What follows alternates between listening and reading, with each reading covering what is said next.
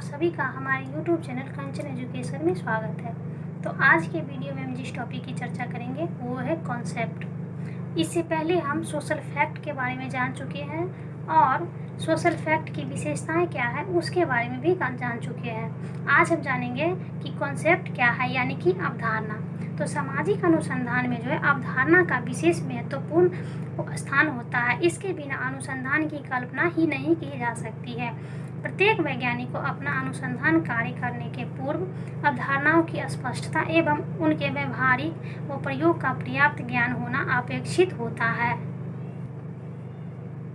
क्योंकि लगभग प्रत्येक विज्ञान अवधारणाओं का प्रयोग करता ही है, जैसे कि लंबाई, मोटाई, तापमान, वृद्धि, संस्कृति व सभ्यता आदि जो है अवधारणाएं होती है। अवधारणा जो है तथ्यों के एक वर्ग या एक समूह की संक्षिप्त परिभाषा को कहा जाता है। यह एक प्रकार से परिभाषा के रूप में कम शब्दों में व्यक्त किया जा सकने वाला अमूर्तीकरण होता है। इसका उद्देश्य यथार्थ को समझने एवं उसे स्पष्ट करने में सहायता करना होता है, यानी कि प्रत्येक अवधारणा का एक विशिष्ट अर्थ होता है। इसके अर्थ व स्वरूप में परिवर्तन होता रहता है, जैसे कि नए तथ्य सामने आने पर अथवा वैज्ञानिक दृष्टि या ज्ञान में परिवर्तन हो जाने पर अवधारणा में भी फेरबदल हो सकता है। इसका उद्देश्य जो होता है यथार्थ को समझने एवं उसे स्पष्ट करने में सहायता करना होता है। इस क्रम में जो है विद्वानों द्वारा परिभाषित अवधारणा को जो है विभिन्न रूपों में प्रस्तुत किया गया है, जो विशेष महत्वपूर्ण व निम्नलिखित है। तो सबसे पहले बात करते हैं पॉलिन वी यंग की। इन्होंने scientific social surveys and research में लिखा है कि अवधारणा वास्तव में तथ्यों के एक वर्ग या समूह की एक संक्षिप्त परिभाषा है।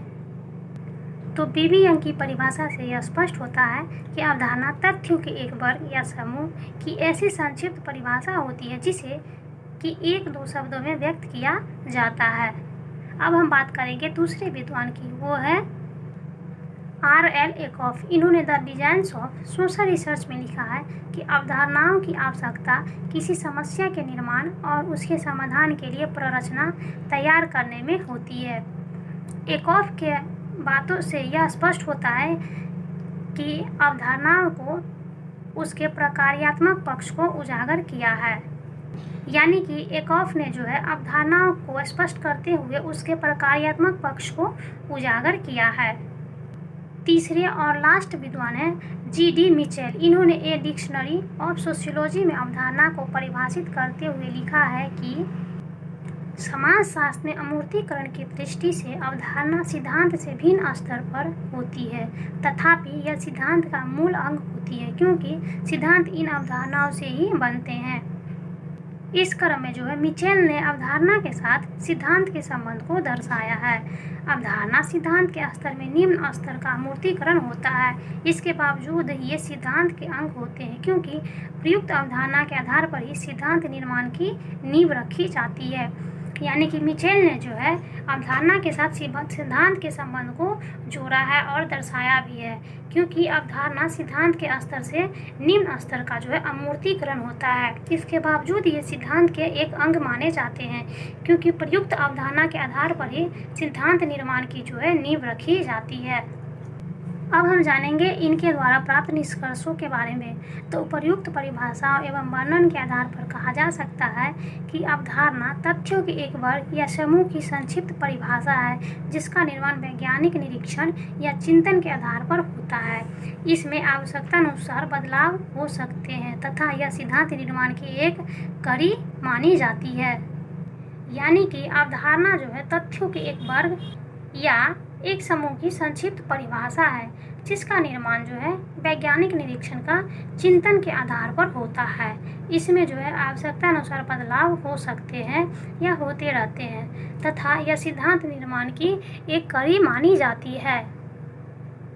तो आज का हमारा टॉपिक था अवधारणा, जिसकी अर्थ एवं परिभाषा की चर्चा की है और इस क्रम में जाने हैं कि अवधारणा क्या है। इसके अंतर्गत हमने 3 विद्वानों के विचारों को बतलाने का प्रयास किए हैं। फर्स्ट विद्वान थे पीवी यंग, दूसरे विद्वान थे R.L. एकॉफ तथा तीसरे विद्वान थे G.D. मिचेल। इन तीनों को विचारों को विस्तार पूर्वक बताने का प्रयास किए हैं। और इसके जरिए हमें ज्ञात हुआ है कि अवधारणा क्या है और किस रूप में यह सामाजिक अनुसंधान में सहायक सिद्ध होता है। क्योंकि अवधारणाओं की आवश्यकता जो है किसी समस्या के निर्माण और उसके समाधान के लिए प्ररचना तैयार करने में होती है। अवधारणाएं जो होती है वो घटनाओं को समझने के तरीके भी होते हैं। वैज्ञानिक अवधारणाएं जो है अमूर्तीकरण होते हैं, जो कि चुने हुए व अधिसीमित क्षेत्र रखने वाले होते हैं। अर्थात अवधारणाएं जो होती है वो अमूर्त होती है, जो कि चुने हुए व अति सीमित क्षेत्र से संबंधित होती है। तो इस क्रम में हम जाने कि कॉन्सेप्ट क्या है और किस तरीके से इसको परिभाषित किया गया है, जो एक अनुसंधान के लिए काफ़ी विशेष, महत्वपूर्ण एवं अनिवार्य माना जाता है।